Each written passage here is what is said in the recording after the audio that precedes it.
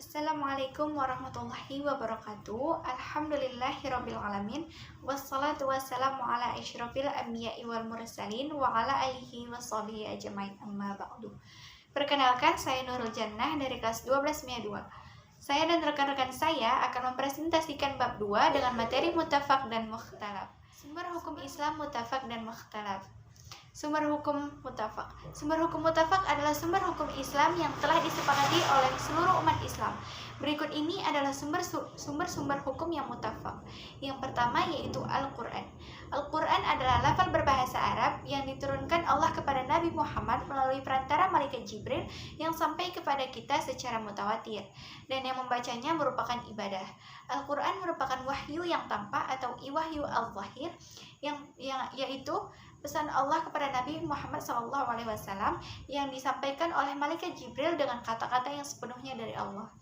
Al-Quran tidak diturunkan secara langsung dalam wujud 30 juz seperti sekarang yang bisa kita lihat dalam bentuk sebuah kitab atau buku.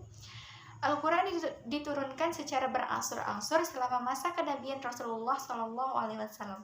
Dengan melihat Al-Quran, kita bisa mengetahui apa yang semestinya kita lakukan. Kita tahu mana yang baik dan buruk, mana yang halal dan haram, mana yang boleh dilakukan dan mana yang dilarang.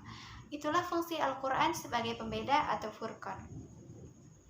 Dilihat dari kejelasan maknanya, ayat Al-Quran terbagi menjadi dua, yaitu ayat muhkamat dan ayat mutasyabihat. Ayat muhkamat yaitu ayat yang jelas maknanya. Kita tidak ragu lagi ketika memahaminya, dan juga terhindar dari kemunculan beberapa pendapat dalam memaknainya. Contohnya yaitu perintah sholat dan puasa. Ayat mutasyabihat adalah ayat yang tidak pasti arti dan maknanya sehingga dapat dipahami dengan beberapa kemungkinan. Ayat mutasyabihat sifatnya yaitu zaniyah ad-dalalah, yaitu dalil yang hukumnya bersifat dugaan atau tidak pasti. Misalnya kata quru yang dapat berarti suci dan dapat berarti pula haid. B. As-Sunnah. Al-Quran adalah wahyu yang tampak, sedangkan sunnah adalah wahyu internal atau wahyu batin. Wahyu internal disampaikan Allah kepada Nabi SAW. Dengan demikian, segala sesuatu yang berasal dari Nabi SAW, baik berupa perkataan, perbuatan, maupun pengakuan Nabi terhadap suatu peristiwa dapat dikatakan sunnah. 1. Macam-macam as-sunnah. A. Sunnah kauliyah. Kaul artinya perkataan, sedangkan kauliyah yang berkaitan dengan perkataan. Sunnah kauliyah merupakan seluruh perkataan Nabi SAW. Perkataan Nabi tersebut didengar oleh sahabat dan diteruskan kepada tabi'in. B. Sunnah fi'liyah. Semua perbuatan dan tingkah laku Nabi SAW yang dilihat dan diperhatikan oleh sahabat disebut dengan sunnah fi'liyah. C. Sunnah takririyah. Sunnah takririyah adalah sikap Nabi SAW terhadap suatu kejadian, perbuatan, atau perkataan sahabat yang dilihatnya. 2. Fungsi dan kedudukan sunnah. Kaum muslimin sepakat bahwa kedudukan sunnah dalam penetapan suatu hukum adalah sebagai dasar yang kedua setelah Al-Quran.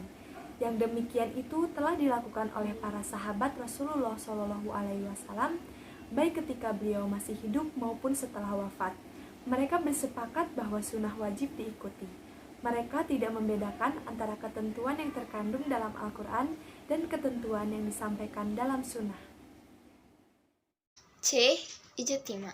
Secara etimologis, kata ijtima merupakan masdar atau kata benda dari kata ajma'ah yang artinya memutuskan dan menyepakati sesuatu. Ia juga berarti kesepakatan bulat atau konsensus. Ijtima yang dilakukan para ulama setidaknya memiliki dua alasan. Pertama, setelah Rasulullah SAW wafat, persoalan hukum Islam yang baru muncul tidak bisa ditemukan jawabannya secara langsung di dalam Al-Quran dan Sunnah. Kedua, persoalan terus berkembang dan menuntut adanya ketentuan hukum. Sedangkan Al-Quran dan Sunnah dalam menetapkan hukum terkadang masih bersifat global. 1. macam dan tingkatan ijtima. 2. Ijma sarih, yaitu ijma yang menampilkan pendapat setiap ulama secara jelas dan terbuka, baik melalui ucapan maupun perbuatan. Ijma sarih ini menempati peringkat paling tinggi. Hukum yang ditetapkannya bersifat qat'i, sehingga umat wajib mengikutinya. Oleh karena itu, para ulama sepakat untuk menjadikan ijma sarih ini sebagai hujjah syariah dalam menetapkan hukum syara. B. Ijma sukuti, yaitu sebagian mujtahid mengatakan pendapatnya mengenai hukum suatu peristiwa melalui perkataan atau perbuatan, sedangkan mujtahid lainnya tidak memberikan tanggapan apakah ia menerima atau menolak. D. Kias. Dari segi bahasa, kias artinya mengukur atau membandingkan sesuatu dengan yang semisalnya. Secara istilah pula, kias menurut Abu Jahro adalah menghubungkan suatu perkara yang tidak ada hukumnya dalam nas dengan perkataan lain yang ada nas hukumnya karena ada persamaan illah. 1. Rukun kias. A. Al-aslu, yaitu sesuatu yang sudah ada hukumnya dalam nas. B. Al-far'u, yaitu sesuatu yang baru dan tidak ada hukumnya dalam nas. C. Hukum asal, yaitu hukum syara' yang ada nasnya sebagai pangkal hukum bagi cabang. 2. Macam-macam kias. A. Kias aula, yaitu kias yang ilahnya mewajibkan adanya hukum. B. Kias musawi, yaitu kias yang ilahnya mewajibkan adanya hukum yang sama baik pada hukum yang ada pada al-aslu maupun hukum yang ada pada al-far'u. C. Kias adnah, kias di mana hukum al-far'u lebih lemah keterkaitannya dengan hukum al-aslu. Pokok pembahasan yang kedua yaitu sumber hukum mukhtalaf. Sumber hukum mukhtalaf adalah sumber hukum Islam yang diperselisihkan oleh seluruh ulama. Berikut adalah sumber-sumber hukum yang mukhtalaf.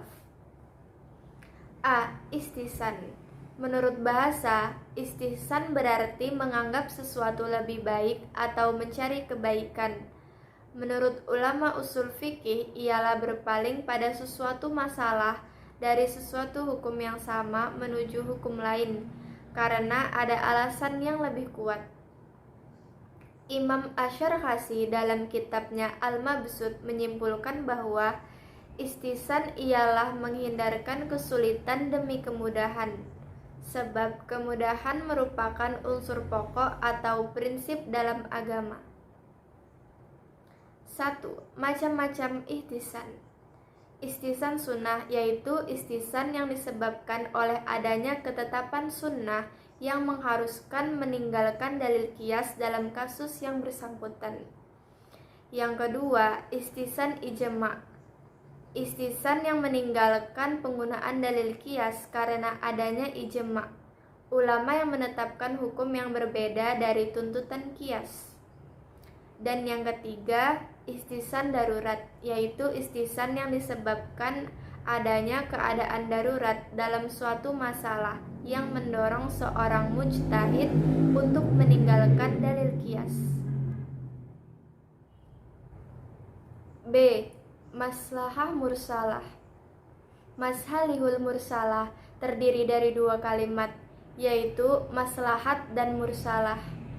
Maslahat sendiri secara etimologi didefinisikan sebagai upaya mengambil manfaat dan menghilangkan mafsadat atau madarat. Dari sini dapat dipahami bahwa maslahat memiliki dua tema, yaitu adanya manfaat dan menjauhkan madarat. Adapun mursalah dipahami sebagai sesuatu yang mutlak, yaitu maslahat yang secara khusus tidak dijabarkan oleh nas atau tidak ada perintah maupun larangan. Dengan tidak adanya qarinah tersebut, maka maslahat bisa menjadi acuan dalam menentukan suatu hukum. C. Urf. Urf menurut bahasa berarti mengetahui. Urf adalah apa-apa yang saling diketahui oleh manusia dan mereka mempraktekannya, baik perkataan maupun perbuatan atau meninggalkan. Sedangkan menurut para ahli usul fikih adalah sesuatu yang telah saling dikenal oleh manusia dan mereka menjadikan tradisi. D. Syar'un man qoblana. Definisi syar'un man qoblana adalah hukum-hukum yang disyariatkan Tuhan kepada umat-umat sebelum kita yang diturunkan melalui para nabi dan para rasul untuk disampaikan kepada seluruh masyarakat pada waktu itu. E. Istishab. Istishab secara bahasa berarti meminta ikut serta secara kontinu, adapun menurut pengertian istilah sebagaimana yang dikemukakan oleh sebagian ulama, istishab berarti menganggap sesuatu hukumnya tetap seperti keadaan semula tanpa perubahan sebelum terbukti ada sesuatu yang mengubahnya atau membatalkannya. Senada dengan pengertian di atas, istishab berarti menetapkan berlakunya hukum yang telah ada atau meniadakan sesuatu yang memang tiada sampai ada bukti yang mengubah kedudukannya. Contoh, yang sebelumnya diketahui masih hidup tetap dianggap hidup selama belum ada bukti bahwa ia telah wafat, atau seseorang yang sudah berwudu masih terus dihukumi punya wudu sampai ada bukti yang membatalkannya. Sadud zari'ah. Saad secara bahasa artinya menutup, sedangkan zari'ah jalan yang menghubungkan kepada suatu tujuan, baik yang mengandung suatu kemafsadahan maupun mengandung suatu kemaslahatan berupa perbuatan ataupun perkataan. Dengan demikian, saad zari'ah secara bahasa berarti menutup jalan ke suatu tujuan.